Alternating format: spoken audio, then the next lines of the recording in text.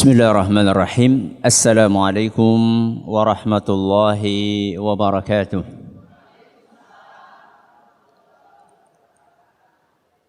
Alhamdulillahi rabbil alamin. Wabihi nasta'inu ala umuri dunya waddin. Wa sallallahu ala nabiyyina wa sayyidina Muhammadin wa ala alihi wa sahbihi ajma'in. Amma ba'd.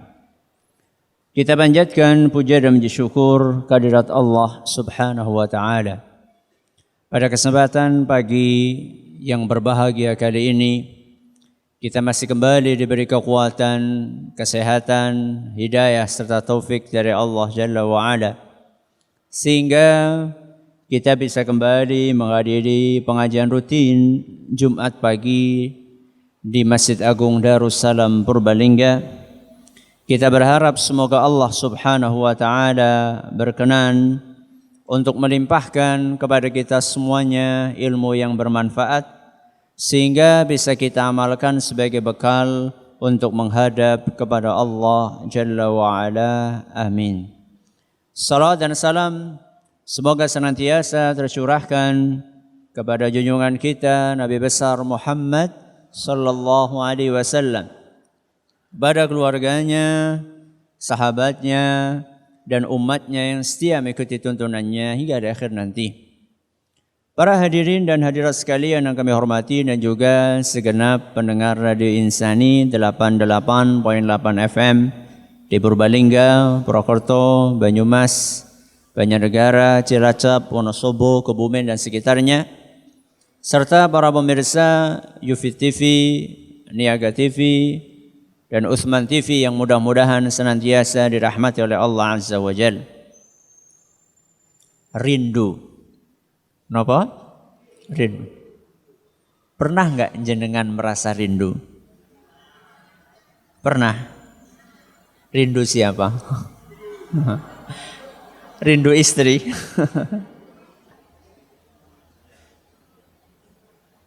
Apa itu rindu? Ya. Rindu adalah sebuah perasaan sangat ingin dan berharap benar terhadap sesuatu. Dan biasanya perasaan rindu ini muncul ketika kita lama tidak bertemu dengan seseorang yang sangat kita sayangi. Suami berpisah dengan istrinya lama, maka dia pun rindu. Orang tua lama berpisah dengan anaknya, maka dia pun rindu. Apakah perasaan rindu ini boleh? Boleh. Dan sangat manusiawi. Yang penting tidak berlebihan. Berlebihan niku pripun? Nganti orang mangan, nganti orang ngombe, suwe-suwe ora ambekan. Selama perasaan itu proporsional, tidak masalah. Tapi yang jadi pertanyaan, pernahkah kita rindu kepada yang sangat sayang kepada kita? Bahkan kita tidak bisa hidup tanpa kasih sayang darinya. Siapakah dia? Dialah Allah Subhanahu wa ta'ala. Kenapa kita perlu rindu kepada Allah? Karena Allah telah melimpahkan begitu banyak karunia kepada kita. Jangankan satu hari, Bapak dan Ibu yang kami hormati. 1 menit pun kita tidak bisa lepas dari kasih sayang Allah Azza wa Jalla. Bahkan 1 detik kita tidak bisa lepas dari kasih sayang Allah. Karena setiap kita bernafas, nafas itu yang memberi adalah Allah. Jenengan bernafas setiap nopo? Sehari sekali? Setiap detik kita bernafas. Ketika kita makan, itu pun karunia dari Allah. Ketika kita minum, itu pun karunia dari Allah. Ketika kita bercengkerama dengan keluarga yang sangat kita sayangi, itu pun juga karunia dari Allah. Ketika kita bisa melihat, itu karunia dari Allah. Ketika kita bisa mendengar, itu karunia dari Allah. Ketika kita bisa berbicara, itu karunia dari Allah. Semuanya dari Allah. Sehingga wajar seandainya kita katakan kita tidak bisa hidup tanpa Allah Azza wa Jalla. Maka sangat wajar seandainya seorang hamba itu rindu kepada Allah. Karena saking sayangnya Allah kepada kita. Ustaz, kalau kita rindu dengan anak kita yang sedang dalam perantauan dan belum bisa ketemu langsung, cara mengobatinya mungkin dengan apa? Telepon. Dengar suaranya, wah barang semenit, 2 menit, sudah merasa apa? Agak terobati kerinduannya. Ketika kita punya suami atau punya istri sudah meninggal dunia. Dan kita rindu. Mungkin salah satu caranya adalah dengan kita berziarah kubur. Pasangan kita tersebut kita doakan Allahumma gfir lahu atau Allahumma gfir laha warhamha wa'afiha wa'fu anha. Mungkin salah satu caranya kita ngobrol dengan anak kita, nostalgia tentang apa yang dahulu sering disukai oleh ayah atau oleh ibu. Itu cara kita mengobati kerinduan dengan orang-orang yang kita sayangi. Lah, ketika kita rindu dengan Allah, bagaimana cara mengobatinya? Salah satu sarana untuk mengobati kerinduan kita dengan Allah adalah dengan sholat. Kenapa sholat, Ustaz? Karena sholat di dalamnya kita sedang bermunajat. Munajat niku napa toh? Munajat niku bisik-bisik. Di dalam sholat kita sedang berbisik-bisik dengan Allah. Kita sedang bercakap-cakap dalam tanda kutip dengan Allah Azza wa Jalla. Sehingga orang yang beriman sangat menunggu-nunggu kedatangan waktu sholat. Dan ini berbeda dengan orang yang tidak beriman. Kalau orang yang tidak beriman, begitu datang waktu sholat, pripun? Adzan maning, adzan maning. Wonten tiyang kados niku Pak Bu? Kathah teng mriki wonten. Na'udzubillahi min dzalik. Dalam Sahih Bukhari dan Muslim, ketika Rasulullah sallallahu alaihi wasallam menceritakan tentang salah satu di antara 7 golongan yang mendapatkan naungan Allah di padang mahsyar, rajulun qalbuhu mu'allaqun bil masajid. Orang yang hatinya tergantung dengan masjid. Apa maksudnya? Apa maksud orang yang hatinya selalu terikat dengan masjid? Apakah maksudnya 24 jam dia itu tinggal di masjid? Loh, nek kayak gue kapan? Pahale.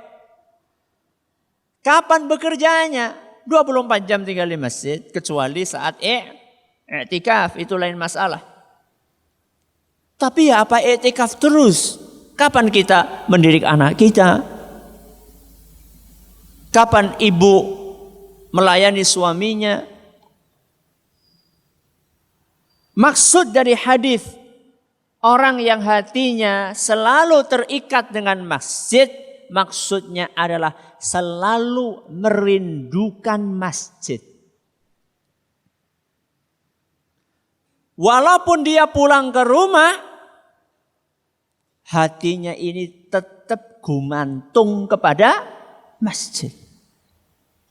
Selalu menunggu-nunggu kapan datangnya waktu sholat. Begitu selesai sholat subuh, ya Allah suwe temen ya, ora zuhur.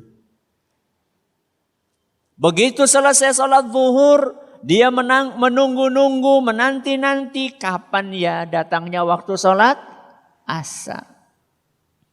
Begitu asar selesai, dia menunggu-nunggu kapan datangnya waktu maghrib. Maghrib selesai, dia nunggu-nunggu kapan datang waktunya isya. Begitu seterusnya. Kenapa dia kangen dengan masjid?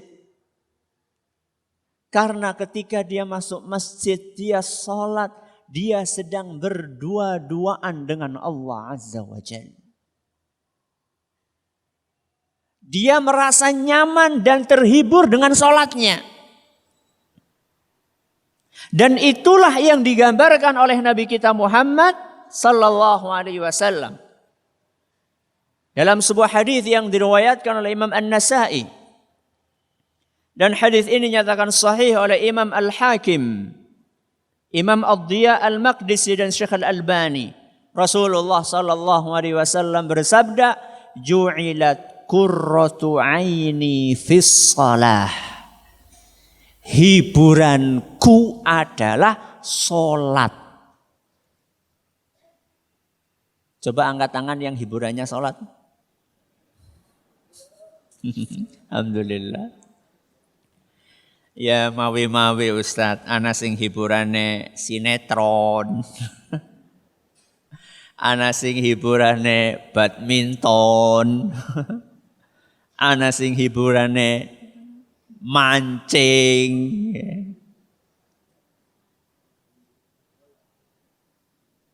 Kalau anak kecil sekarang ada yang hiburannya main game.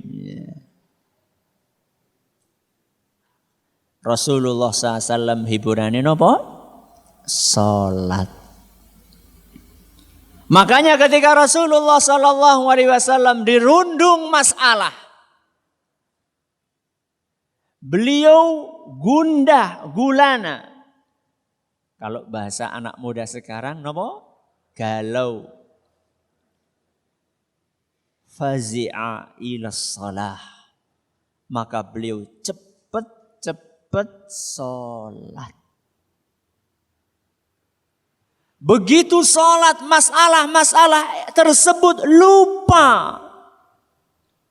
Seakan-akan masalah itu hilang. Jenengan pernah nggak asyik ngobrol sama orang yang jenengan sayangi? Pernah nggak? Pernah. Ketika jenengan ngobrol asyik dengan yang jenengan sayangi itu, sampai lupa apa? Sampai lupa waktu. Ya. Yang lain-lainnya itu terlupakan. Seorang mukmin ketika dia sedang sholat, maka dia bisa melupakan apapun urusan-urusan dunia. Angel apa mboten? Angel kok. Nabi sholat, Allahu Akbar, klotak, meong. Apa? Aduh gesek ke urung di tutupi.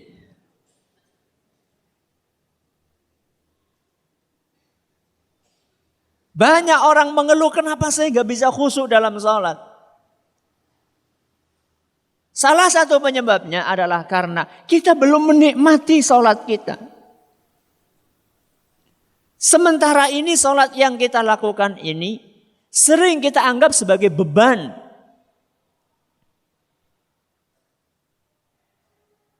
Belum kita nikmati sholat yang kita jalankan.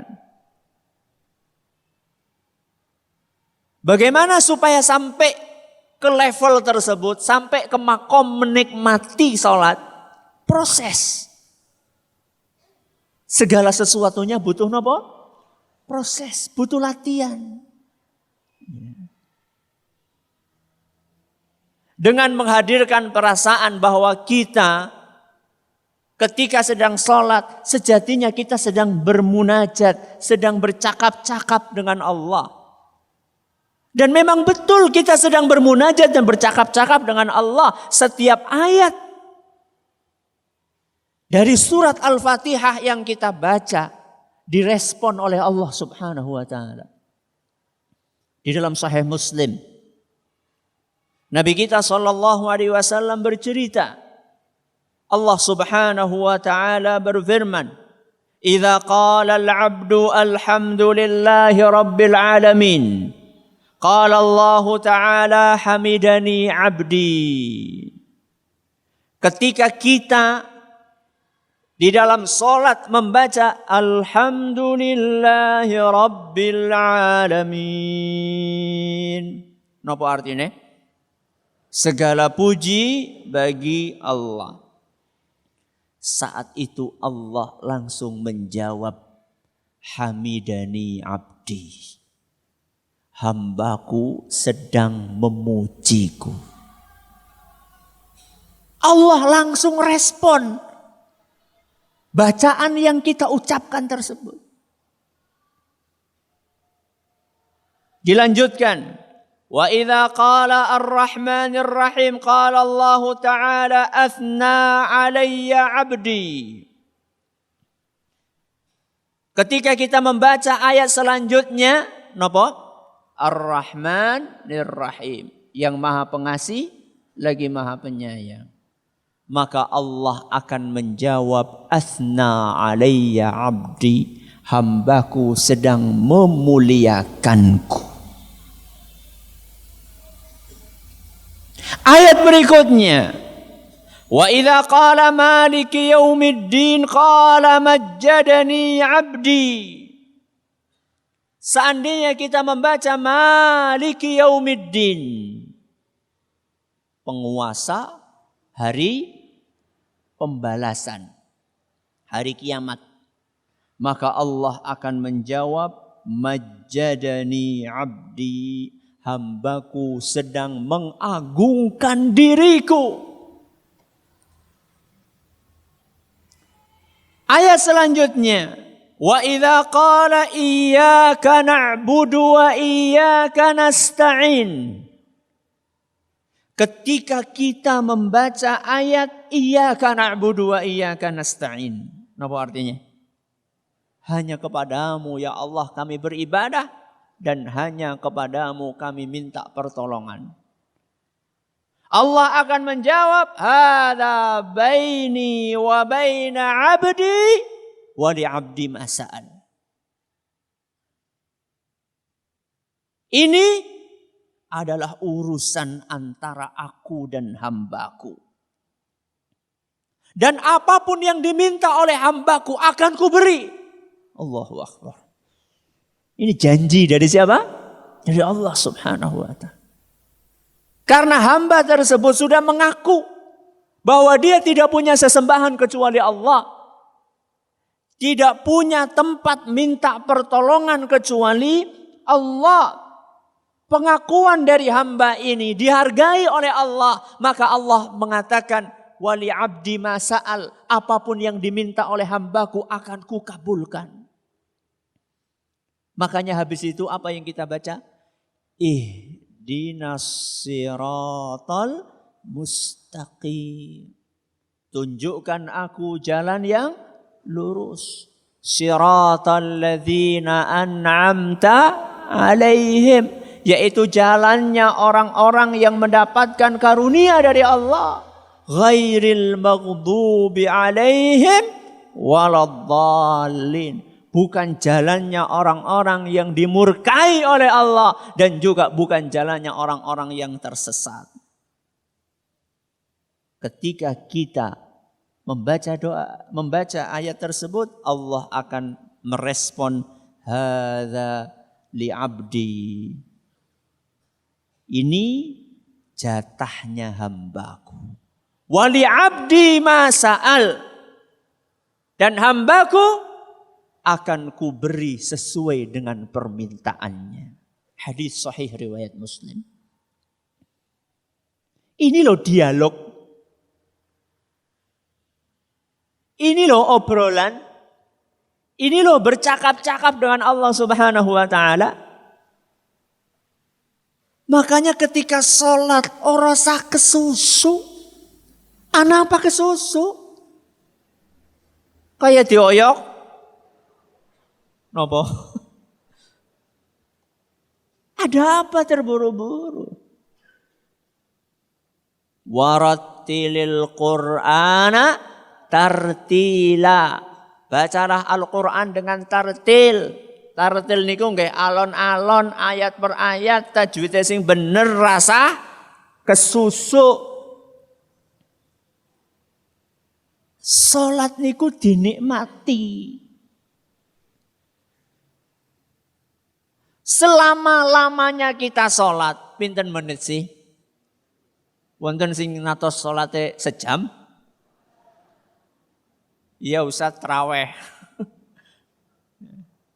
Itu pun gak nyampe sejam, paling setengah jam. Rasakan bahwa ketika kita sedang membaca suratan tersebut, Allah Subhanahu wa ta'ala membalas setiap ayat yang kita baca. Itulah salah satu proses. Salah satu cara kita latihan untuk sampai menikmati nopo? Salat. Sehingga ketika kita tahu bahwa obat rindu kepada Allah di dunia adalah salat. Dan salat wajib terulang berapa kali? 5 kali dalam sehari. Dan di antara salat-salat yang wajib itu masih ada salat yang sunnah-sunnah. Seorang hamba ini akan terobati perasaan rindunya kepada Allah. Tapi saya pengen pertemuan yang lebih dari itu. Kalau Anda ingin pertemuan yang lebih dari itu, maka waktunya adalah saat kita nanti sudah masuk ke dalam surga. Itulah pertemuan akbar. Pertemuan akbar seorang hamba dengan Allah adalah ketika dia masuk ke dalam surga.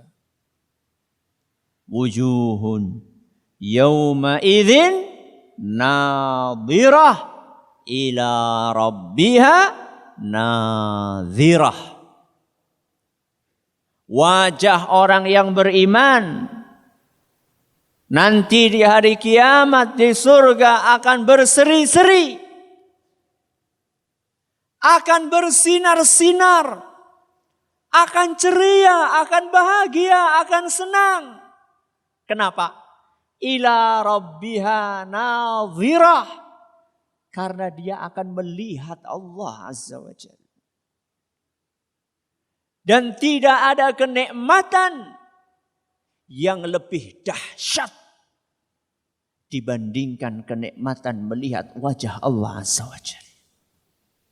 Dan ini mengalahkan kenikmatan surga seisinya. Dan mudah-mudahan kita semua mendapatkan kesempatan itu. Ustadz, supaya bisa mendapatkan kesempatan itu bagaimana caranya? Caranya kita harus merindukan Allah dari sekarang. Kita harus merindukan Allah dari sekarang. Supaya Allah pun dalam tanda kutip merindukan kita nanti. Orang yang tidak pernah merindukan Allah, dikhawatirkan Allah tidak rindu bahkan benci untuk bertemu dengan dia. Rasulullah sallallahu alaihi wasallam bersabda Dalam sebuah hadis yang diriwayatkan oleh Imam Bukhari dan Muslim, man ahabba liqa Allahi ahabballahu liqa'ahu. Barang siapa yang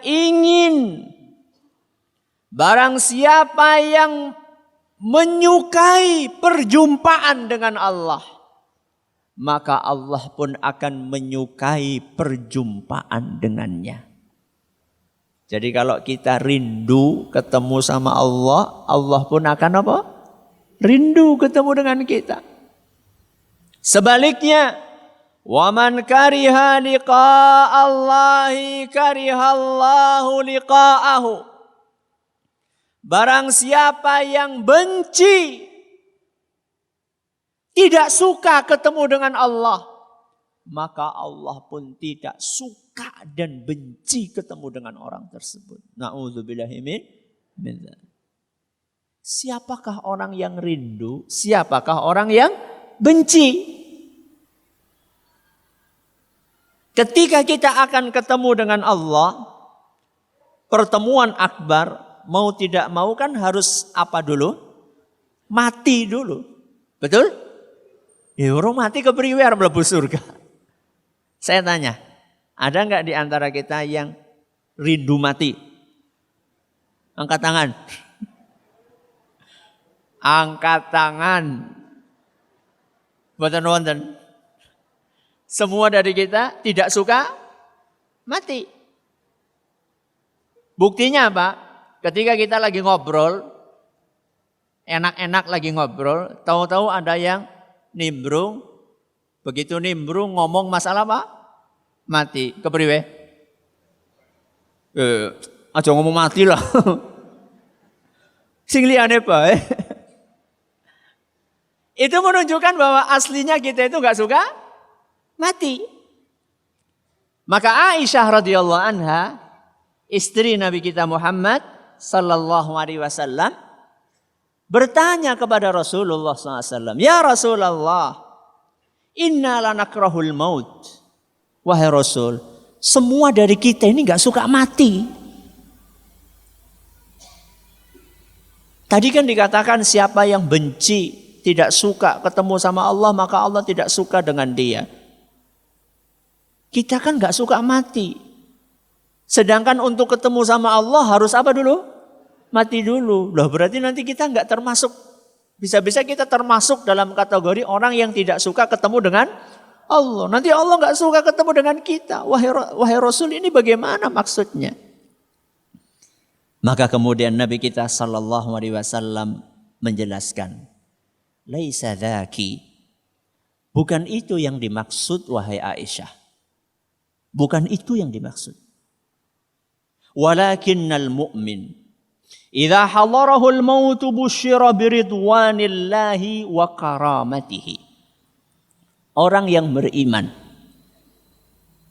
ketika dia sakaratul maut, nopo sakaratul maut? Siap-siap arep mati. Detik-detik menjelang kematian. Ketika dia dalam keadaan sakaratul maut, akan datang kabar gembira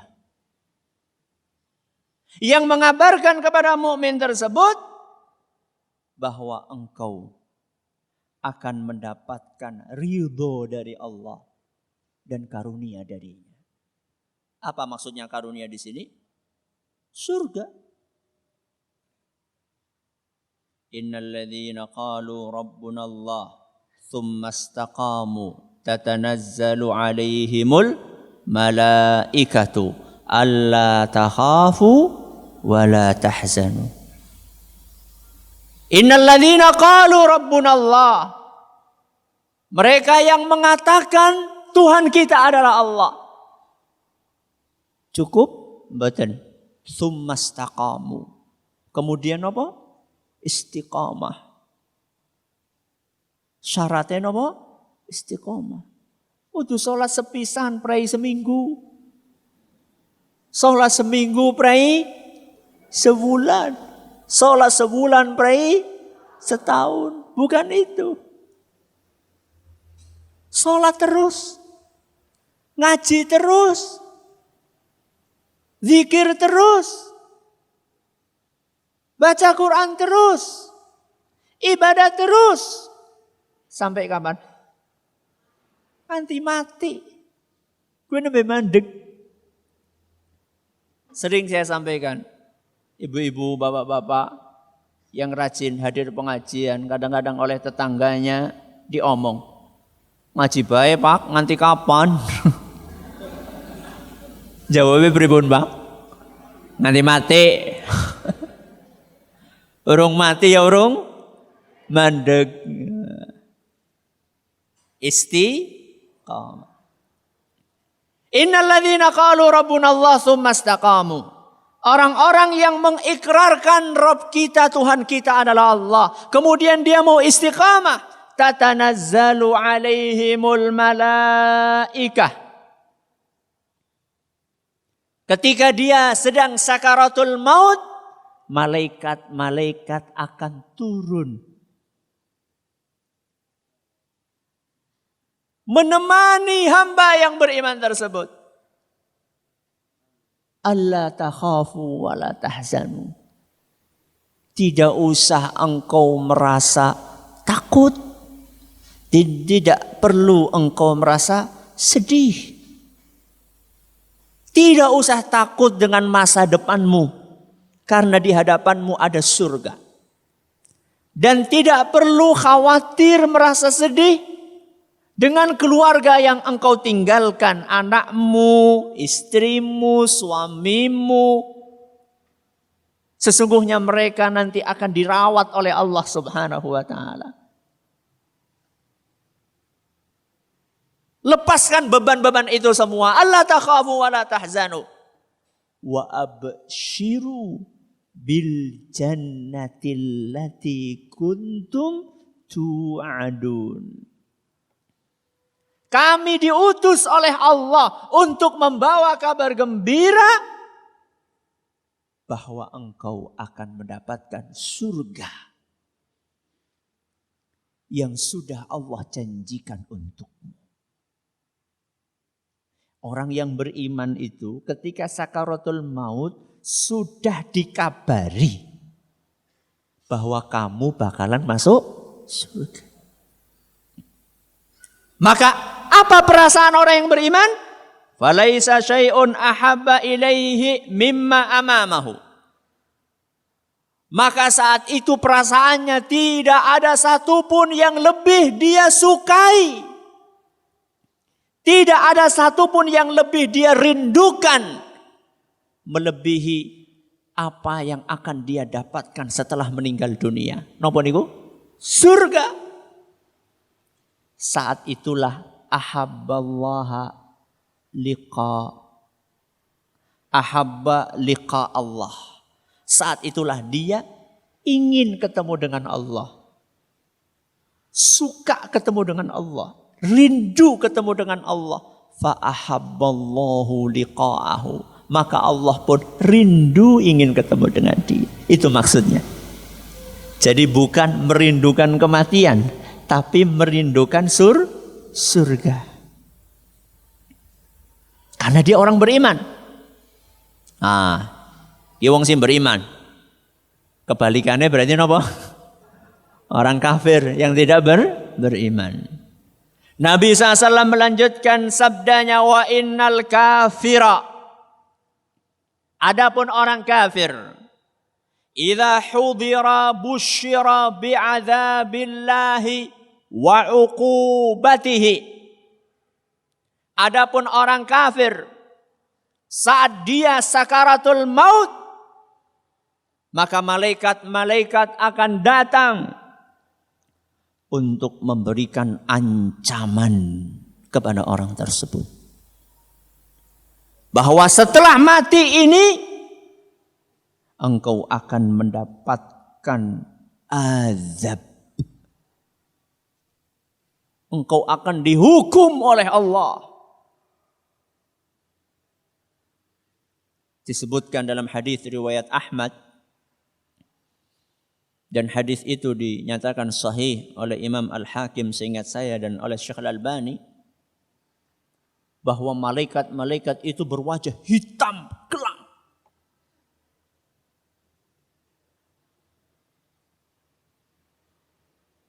Malaikat pencabut nyawa datang untuk mencabut nyawanya. Nyawa yang sudah sampai di mana? Di tenggorokan. Begitu dibentak oleh malaikat pencabut nyawa suruh keluar, maka nyawa itu balik lagi. Sudah di tenggorokan apa? Balik lagi. Balelo. Gak mau keluar. Karena apa? Takut. Tahu bahwa setelah keluar dia bakalan disiksa, bakalan dihukum, bakalan diazab oleh Allah Azza wa Jalla. Karena gak mau keluar maka dikeluarkan dengan paksa. Sehingga urat-uratnya semuanya putus.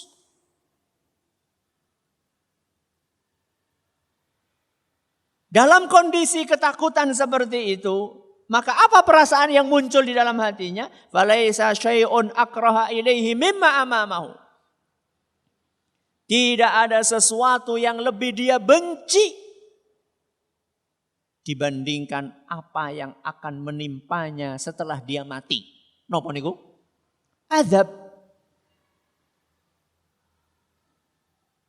Dia tahu bahwa setelah keluar nyawanya ini dia bakalan diazab oleh Allah Subhanahu wa taala di kuburan sebelum nanti di neraka. Di kuburan sudah mulai disiksa, apalagi di neraka. An-naru yu'raduna 'alaiha ghuduwan wa 'ashiyya. Fir'aun dan bala tentaranya sekarang ini sedang disiksa oleh Allah setiap hari siang malam. Wa yauma taqumus sa'atu adkhilu ala fir'auna asyaddal 'adzab. Nanti kalau hari kiamat maka Allah akan berfirman, masukkan Fir'aun dan bala tentaranya ke dalam siksaan yang lebih berat. Berarti sekarang sudah disiksa atau belum? Sudah. Berapa tahun disiksa? Mulai dari Fir'aun mati.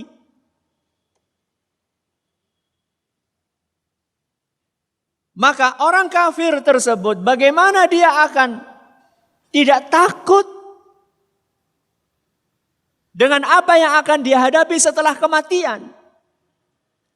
Maka Rasulullah SAW mengatakan, kariha liqa'allahi wa karihallahu liqa'ahu. Maka orang kafir tersebut pun benci ketemu dengan Allah. Kenapa benci? Karena dia tahu bahwa dia akan disiksa. Maka Allah pun benci ketemu dengan dia. Itu maksud dari hadis yang disampaikan oleh Rasulullah SAW. Maka bagaimana supaya kita bisa dirindukan oleh Allah Subhanahu wa ta'ala? Caranya, rindukan Allah.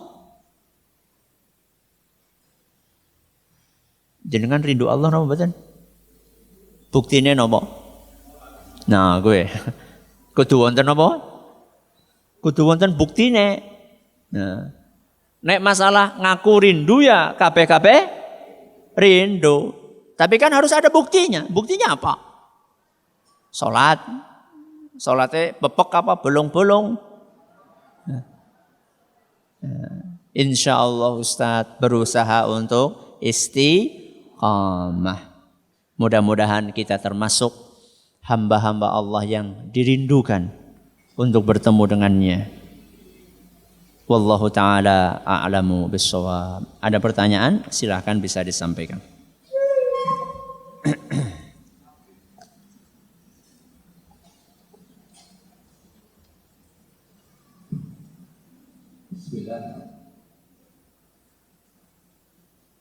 Monggo.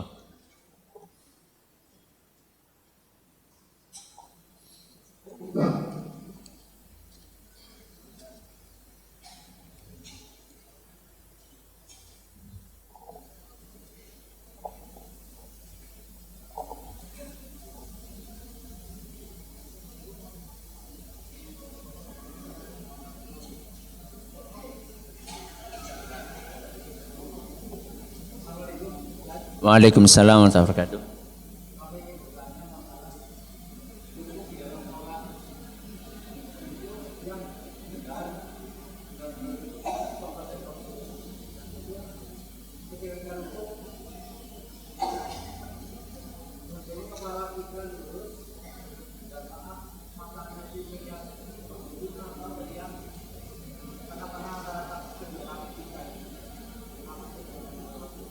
Waalaikumsalam warahmatullahi wabarakatuh. Terima kasih atas pertanyaannya. Ketika kita sedang ruku, kepala kita itu lurus atau agak dengak sedikit. Kenapa kok ada pertanyaan ini? Karena pandangan mata ketika sholat itu kan terarah ke tempat sujud. Lah kalau kita posisinya ruku, kepala kita lurus, mata kita kemana? Lurus dengan kepala kita. Apakah itu tempat sujud kita? Apa kita harus kepalanya agak dongak sedikit supaya matanya bisa ngelihat ke tempat kepala kita meletakkan kepala kita? Jawabannya lurus. Dan tidak didongakkan. Didongakkan itu napa toh? Boten diangkat. Tidak diangkat juga orang dingkluk. Tapi napa? Lurus. Loh, terus bagaimana? Katanya dalam sholat kita disuruh melihat tempat sujud. Tempat sujud itu bukan cuma tempat kepala. Orang sholat itu sujud yang dia letakkan di lantai, apa cuma kepala? Boten, apalagi? Tangan, apalagi? Lutut, apalagi? Ya, telapak ujung jari, kedua telapak kaki. Sehingga ketika kita lurus pandangan kita ke bawah, bukan dongak, itu kita sedang melihat tempat sujud. Karena tempat sujud itu bukan cuma tempat kepala saja. Wallahu a'lam bishawab. Nggih, ada yang lain monggo? Silakan.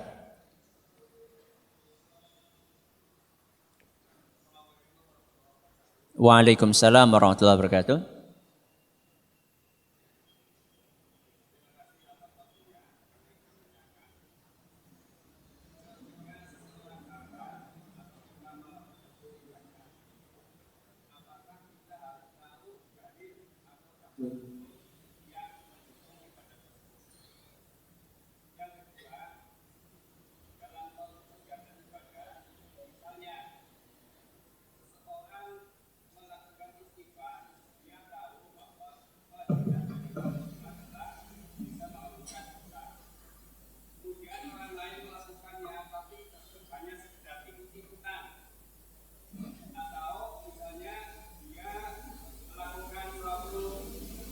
Thalabul ilmi, dia tahu fadilah daripada thalabul ilmi, kemudian orang lain melakukan thalabul ilmi tapi sekedar ikut kepada teman. Apakah kedua orang ini akan mendapatkan fadilah yang sama daripada amal ibadahnya? Terima kasih. Wassalamualaikum warahmatullahi wabarakatuh. Waalaikumsalam warahmatullahi wabarakatuh. Yang pertama masalah apa tadi? Kami ulangi. Ketika seseorang hamba atau kita melakukan suatu ibadah, oh ya, harus tahu dalilnya atau tidak? Apakah kita harus tahu dalilnya? Ya. Atau dasar hukum ibadah tersebut? Ya. Pertanyaan pertama, ketika kita menjalankan sebuah ibadah, apakah kita harus tahu dalilnya? Tergantung maksudnya tahu apa. Kalau maksudnya tahu harus hafal dalilnya, tidak. Tidak harus hafal. Tapi kalau yang dimaksud tahu dalil bahwa kita tahu amalan ini ada dalilnya. Dikasih tahu sama ulama, ustadz, kiai yang kita percaya. Maka iya, harus. Jadi tergantung Maksud tahu itu apa? Kalau yang dimaksud dengan tahu hafal, enggak harus hafal. Misalnya puasa 6 hari di bulan Syawal. Jenengan hafal enggak hadisnya? Boten. Apakah tetap boleh puasa 6 hari bulan Syawal? Boleh. Jadi kalau hafal tidak harus. Tapi kalau tahu, mengerti bahwa ini amalan ada hadisnya. Dan hadisnya sahih sebagaimana yang disampaikan oleh seorang ulama, oleh seorang muballigh, seorang dai, seorang ustaz, seorang kiai yang kita percaya dan dia memang berkompeten di bidang itu, maka iya, kita harus tahu. Kita harus tahu. Kemudian yang kedua, ada orang thalabul ilm dan dia tahu keutamaannya apa. Si A thalabul ilm. Thalabul ilm niku napa? Ngangsu kawruh golek ilmu seperti jenengan sekarang ngaji. Dan tahu keutamaannya. Keutamaannya akan melancarkan jalan ke surga misalnya. Man salaka tariqan yaltamisu fihi ilman sahalallahu lahu bihi tariqan ilal jannah misalnya. Keutamaannya barang siapa yang melewati sebuah jalan untuk mencari ilmu agama maka Allah akan mudahkan jalannya ke surga.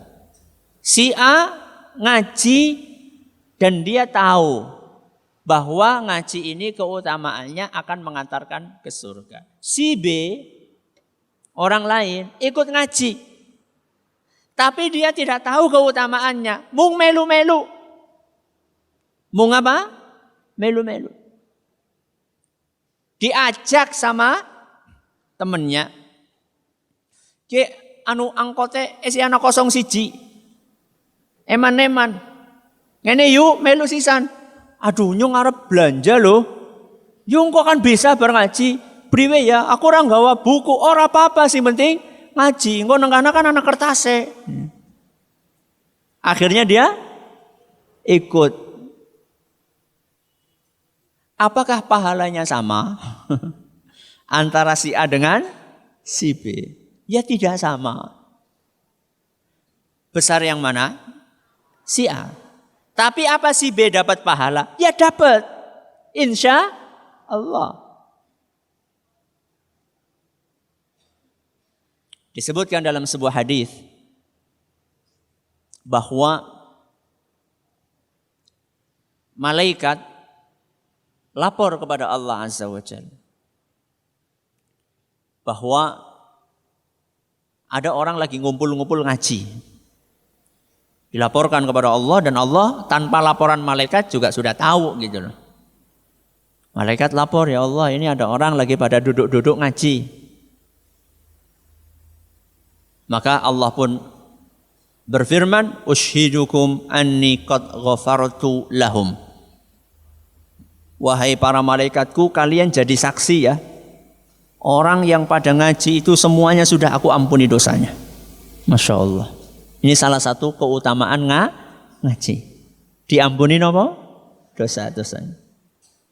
Kemudian malaikat lapor lagi kepada Allah. Ya Allah, dari sekian orang yang banyak ngaji itu, ada satu orang yang dia ini tidak sengaja hadir di situ. Tidak sengaja hadir di situ. Mungkin dia lagi lewat.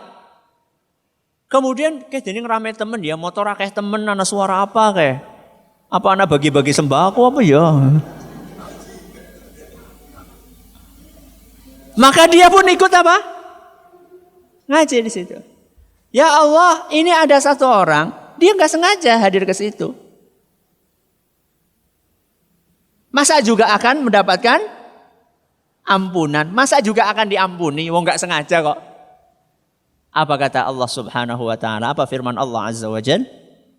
Walahu ghafartu. Dia pun aku ampuni dosanya. Humul qaum la yashqa bihim jalisuhum. Mereka adalah sekelompok orang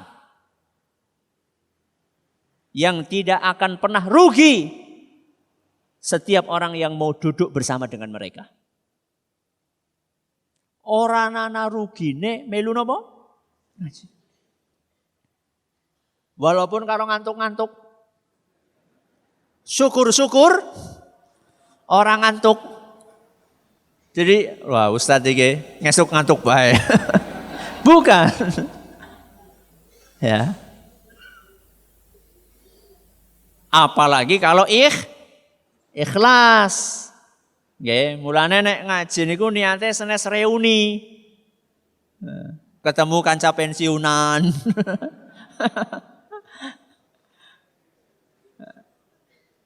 Gak usah diniati jenengan arep ketemu. Ya. Gak usah diniati arep reuni, bakalan apa? Reuni ketemu. Ya. Yang paling penting niku niate ikhlas lillahi ta'ala. Mudah-mudahan bermanfaat. Terima kasih atas perhatiannya. Mohon maaf atas segala kurangannya. Kita tutup dengan baca Subhanakallahumma wa bihamdika asyhadu an la ilaha illa anta astaghfiruka wa atubu ilaik. Wassalamualaikum warahmatullahi wabarakatuh.